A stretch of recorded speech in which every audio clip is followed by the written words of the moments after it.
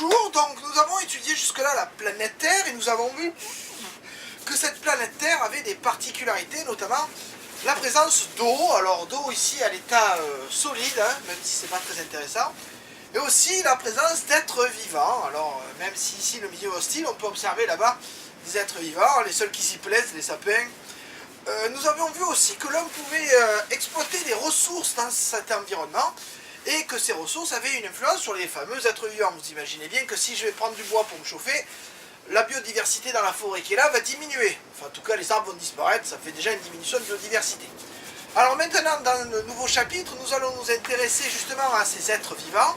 Vous prenez un nouvel intercalaire et vous notez dessus, chapitre 2, les êtres vivants et leur évolution. Alors je vous fais confiance pour illustrer cet intercalaire avec des dessins, des images, des photomontages, ce que vous voulez pour montrer que ce chapitre concerne les êtres vivants. J'espère que vous avez pensé à faire la même chose pour le chapitre 1 concernant la planète Terre. Alors justement pour les êtres vivants, on a étudié la dernière fois différentes vidéos qui nous ont permis de voir que ces êtres vivants avaient des points communs, notamment la respiration. Attention, pas tous, hein. On a vu que quelques microbes, les micro-organismes comme les lactobactériums ne respiraient pas, mais bon, généralement les êtres vivants respirent. Alors vous notez sur une nouvelle feuille, dans l'intercalaire, que vous mettrez après l'intercalaire que vous venez de faire, leçon numéro 1, de point, les êtres vivants ont des besoins physiologiques, sautez une ligne. Nous savons déjà que les êtres vivants se reproduisent, se nourrissent et produisent leur propre matière, pour grandir par exemple à la ligne. Cela signifie qu'ils ont des besoins qu'il leur faut remplir pour survivre. C'est aussi le cas de la respiration, comme nous l'avons vu en fin de leçon précédente.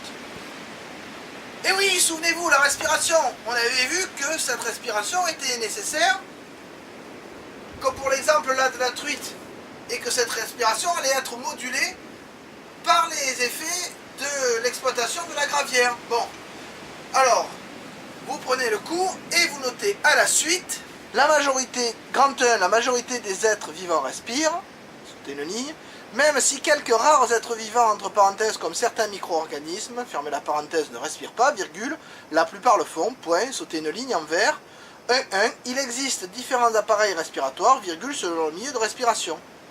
La respiration correspond à l'action de prendre du dioxygène dans son milieu de respiration, virgule, pour que le corps puisse l'utiliser par la suite, point à la ligne.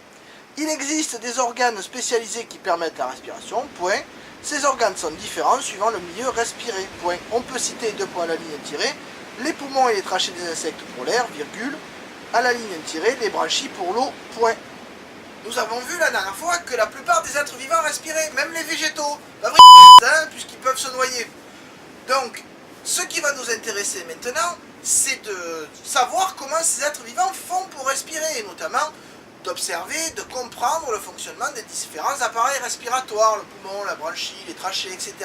Alors, pour la plupart des exemples, nous les étudierons en classe, évidemment, mais pour un appareil respiratoire bien précis, nous ne pourrons pas le faire, évidemment, même si j'ai involontaire. Hein, c'est l'appareil respiratoire de l'homme. Donc, pour bien comprendre comment fonctionne cet appareil respiratoire, vous pouvez regarder la vidéo qui suit. Allez, je vais me réchauffer, moi, là, c'est pas possible. Les poumons sont situés dans la cage thoracique. En marron, la plèvre, l'enveloppe qui entoure les poumons, ici en beige. En rose, c'est le diaphragme, un muscle qui assure les mouvements de la respiration. Il s'abaisse à l'inspiration quand nos poumons se remplissent d'air, et quand nous expirons, le diaphragme se contracte, les poumons se rétrécissent et l'air est expulsé. On va voir plus précisément ce qui se passe lorsque nous respirons. L'air pénètre dans la bouche, descend dans le larynx, puis la trachée, puis les deux bronches principales. Elles se divisent en bronches de plus en plus petites pour aboutir aux alvéoles. Ces alvéoles, on va les voir de plus près, ce sont des petits sacs qui permettent à l'oxygène de passer dans le sang. Le sang oxygéné va ainsi passer dans les veines pulmonaires, puis dans l'aorte, dans les vaisseaux des bras, du cerveau et des jambes. Tout notre corps reçoit ainsi l'oxygène dont il a besoin pour fonctionner. Bien, j'espère que vous avez compris comment fonctionne l'appareil respiratoire de l'homme.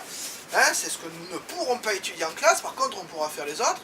D'ailleurs, la question sera en classe de savoir quels peuvent être les points communs entre ces différents appareils. Après tout, ils servent tous à respirer. Hein, donc ça veut bien dire qu'à un moment, s'ils ont une fonction commune, ils doivent bien avoir des points communs dans leur fonctionnement ou dans leur mise en place. C'est ce que nous chercherons lors du prochain cours. Donc d'ici là, vous pouvez essayer de penser ou de chercher, de faire des hypothèses quant à ce que pourraient être ces points communs.